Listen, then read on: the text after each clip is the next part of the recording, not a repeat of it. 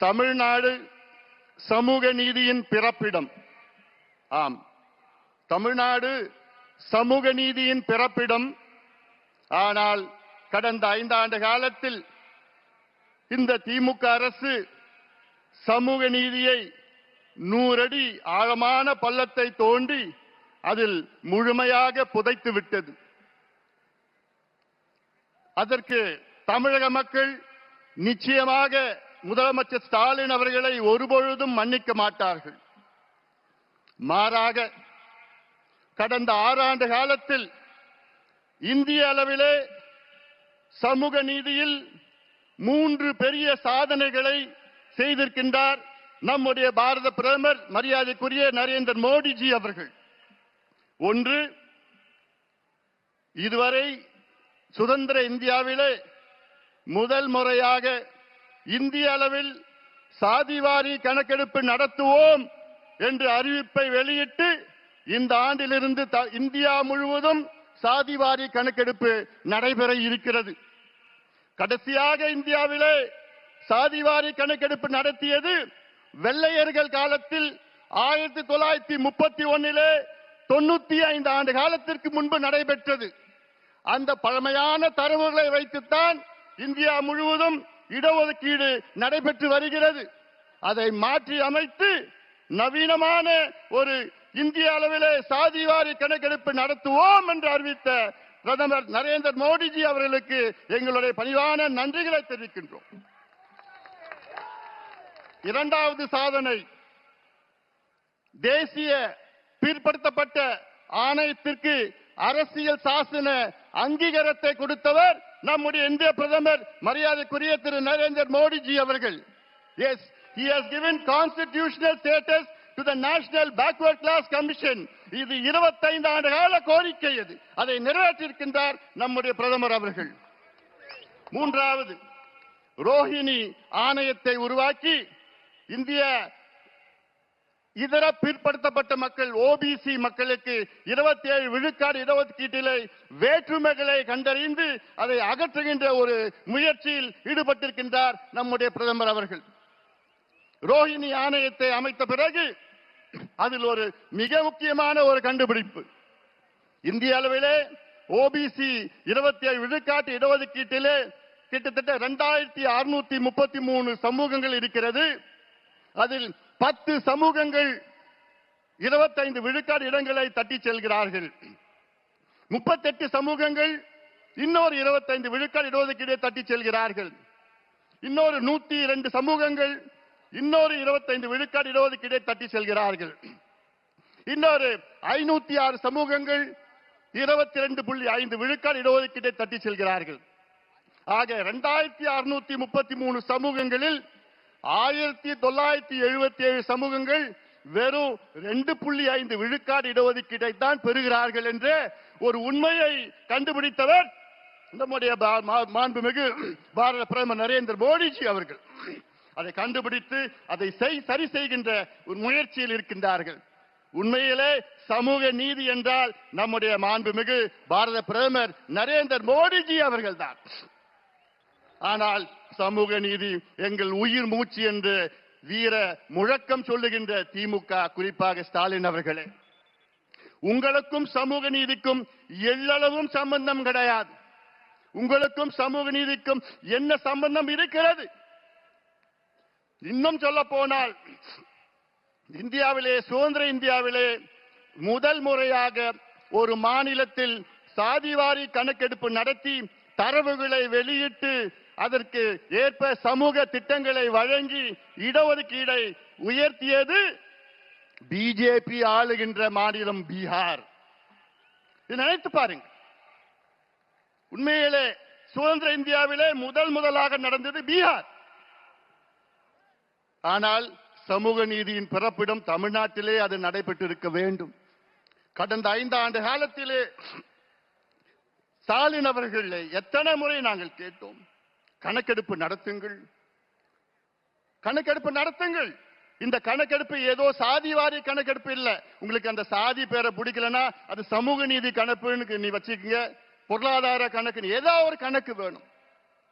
அந்த கணக்கு தான் பீகாரிலே நடத்தி அந்த பீகாரிலே அங்கே 97 லட்சம் குடும்பங்கள் 6000 ரூபாய்க்கு குறைவான வருமானம் பெறுகிறார்கள். அந்த 96 லட்சம் குடும்பங்களுக்கு அந்த அரசு 2 லட்சம் ரூபாய் ஒதுக்கீடு செய்து அவர்களுடைய குடும்ப வளர்ச்சிக்காக செய்திருக்கிறது. இதுதான் உண்மையான சமூக நீதி. இதே கணக்கெடுப்பில் பீகாரிலே 67 லட்சம் குடும்பங்களுக்கு சொந்த வீடு இல்லை என்று அந்த 67 லட்சம் குடும்பங்களுக்கு வீடு கட்டி கொடுக்கிறார் அந்த பீகார் மாநில அரசு. இதான் உண்மையான சமூக நீதி. ஆனால் நான் கணக்கெடுக்க மாட்டேன், எந்த பிரச்சனையும் எனக்கு தெரிஞ்சு விருப்பம் இல்லை அப்படின்னு சொல்லுகின்ற ஒரு முதலமைச்சரை பார்த்திருக்கீங்களா? அதை விட மோசம், சட்டமன்றத்திற்குள் பொய் சொல்லுகின்ற ஒரு முதலமைச்சரை பார்த்திருக்கீங்களா? ஆம், தமிழ்நாட்டின் முதலமைச்சர் மு.க. ஸ்டாலின் அவர்கள் சட்டமன்றத்திற்குள்ளே எத்தனையோ முறை பொய் சொல்கிறார்கள். என்ன, எங்களுக்கு அதிகாரம் இல்லை என்று, கணக்கெடுப்பு நடத்துவதற்கு எங்களுக்கு அதிகாரம் இல்லை என்று. பிறகு எப்படி பீகார், தெலுங்கானா, ஆந்திரா, கர்நாடகா, ஒரிசா, ஜார்க்கண்ட் போன்ற மாநிலங்கள் எப்படி எடுத்தார்கள்? எந்த சட்டத்தின் கீழ் எடுத்தார்கள்? இந்தியன் ஸ்டாட்டிஸ்டிக்கல் ஆக்ட் 2008 படிதான் அத்தனை மாநிலங்களும் எடுத்தார்கள். அந்த சட்டத்தின் கீழ் தான் மத்திய அரசுக்கு அதிகாரம் இருக்கிறது, மாநில அரசுக்கு அதிகாரம் இருக்கிறது, ஏன் பஞ்சாயத்து தலைவருக்கும் அதிகாரம் இருக்கிறது. நான் ஏன் இந்த கணக்கு சொல்றேன்னா, தமிழ்நாட்டின் மக்கள் தொகை 8 கோடி, 2 கோடி குடும்பம். அந்த 2 கோடி குடும்பம் எப்படி இருக்கிறாங்கன்னு தெரிஞ்சுக்கிறது கூட உங்களுக்கு மனசு இல்லையா? அது ஏன் தெரிஞ்சுக்க மாட்டீங்க?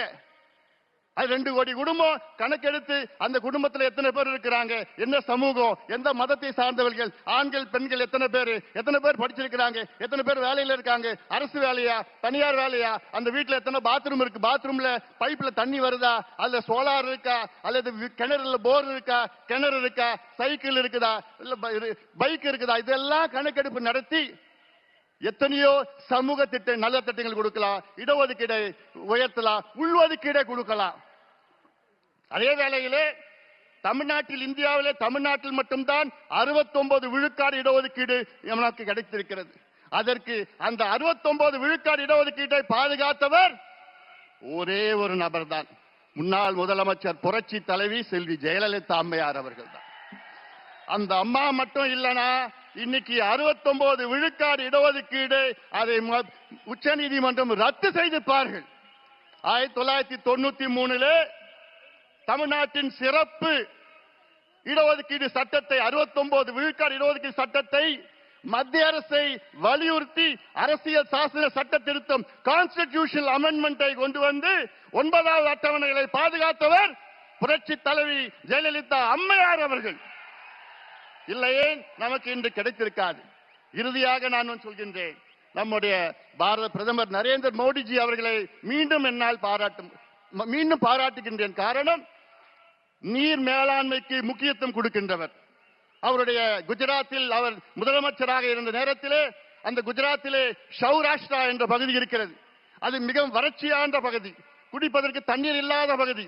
அந்த பகுதிக்கு அப்பொழுது ஒரு திட்டத்தை வகுத்து 12,000 கோடி ரூபாய் ஒதுக்கீடு செய்து அங்கே அந்த திட்டம் சௌராஷ்டிரா நர்மதா நீர் திட்டம் என்று அறிவித்து அந்த திட்டத்தை, அந்த நீரை அந்த பகுதிக்கு கொண்டு சென்று இன்றைக்கு 11 மாவட்டங்கள் வளம் செழிக்க அந்த மாவட்டங்களை மாற்றி அமைச்சிருக்கின்றார் நம்முடைய நரேந்திர மோடிஜி அவர்கள். 10 லட்சம் ஏக்கர் அங்கே கூடுதலாக அங்கே விவசாயம் செய்து கொண்டிருக்கின்றார்கள் குஜராத்திலே. அப்படிப்பட்ட புரட்சி செய்திருக்கின்றார் நம்முடைய பாரத பிரதமர் நரேந்திர மோடிஜி அவர்கள். ஆனால் தமிழ்நாட்டிலே 60 ஆண்டு கால கோரிக்கை, உங்களுடைய கோரிக்கை, நம் கோரிக்கை, காவிரி குண்டார் திட்டத்தை நிறைவேற்றுங்கள் என்று. காவிரியிலே ஆண்டுதோறும் தண்ணீர் கடலுக்கு செல்கிறது. அது ஒரு 8 TMC நீரேற்று மூலமாக கொண்டு வந்து அந்த குண்டார், விருதுநகர் மாவட்டத்திலே குண்டாரில் இணைக்கின்ற திட்டம் தான் காவிரி குண்டார் திட்டம். அதிமுக ஆட்சி காலத்திலே 14,500 கோடி ரூபாய் அங்கே அறிவித்து அதற்கு அடிக்கல் நாட்டியவர் நம்முடைய முன்னாள் முதலமைச்சர், இன்னும் 2 மாதத்திலே முதலமைச்சராக வைக்கின்ற எடப்பாடி பழனிசாமி அவர்கள். ஆனால் அந்த திட்டத்தை கிடப்பிலே போட்டு விட்டார்கள். இது எவ்வளவு பெரிய துரோகம்! தென் மாவட்ட மக்களுக்கு இது மிகப்பெரிய துரோகமாக நான் பார்க்கின்றேன். இந்த திட்டத்தினால் கிட்டத்தட்ட கரூர், புதுக்கோட்டை, சிவகங்கை, ராமநாதபுரம், விருதுநகர் மாவட்டம் இதெல்லாம் 60 லட்சம் பேர் பயன்பெறுகின்ற இந்த திட்டம், 3 லட்சம் ஏக்கர் கூடுதலாக பாசனம் செய்கின்ற இந்த திட்டம். உங்க ஏரியெல்லாம் காவிரி தண்ணி வந்திருக்கும் அந்த திட்டம் நிறைவேற்றிருந்தா. ஆனா என்ன பண்ணிருக்காங்க தெரியுமா? வெறும் 8 கிலோமீட்டர் வாய்க்காலை வெட்டியிருக்காங்க. 8 கிலோமீட்டர், 262 கிலோமீட்டர், 262 கிலோமீட்டர், வெறும் 8 கிலோமீட்டர். வெக்கக்கேடியா, வெக்கக்கேடு. அந்த குண்டார் எங்க இருக்குதுன்னா, நம்முடைய தமிழ்நாட்டின் நிதி அமைச்சர் நம்முடைய தங்கம் தென்னரசு அவர் தொகுதியில் இருக்கு, திருச்சூழியில் இருக்குது. அவர் தொகுதிக்கு கூட அந்த திட்டத்தை கொண்டு வர முடியல. இவங்களுக்கெல்லாம் நிர்வாக எதிர்க்கு. அதனால நான் கேட்கின்றேன், தமிழக மக்களே, ஆட்சி மாற்றத்தை கொண்டு வாருங்கள். மத்தியிலும் மாநிலம் இணக்கமான ஒரு சூழலை உருவாக்க வேண்டும். அதற்கு நம்முடைய எடப்பாடி பழனிசாமி அவர்கள் தமிழ்நாட்டின் முதலமைச்சராக நீங்கள் கொண்டு வர வேண்டும். வெற்றி பெற வேண்டும். எங்கள் கூட்டணிக்கு ஆதரவு கொடுங்கள் என்று சொல்லி இந்த கொடுங்கோல் திமுக ஆட்சி, மோசமான ஆட்சி, மக்கள் விரோத ஆட்சியை தூக்கி எறியுங்கள். எங்களுக்கு ஆதரவு கொடுங்கள், எங்கள் கூட்டணிக்கு ஆதரவு கொடுங்கள் என்று உங்களை அன்போடு கேட்டுக்கொண்டு நன்றியோடு அமர்கின்றேன். வணக்கம்.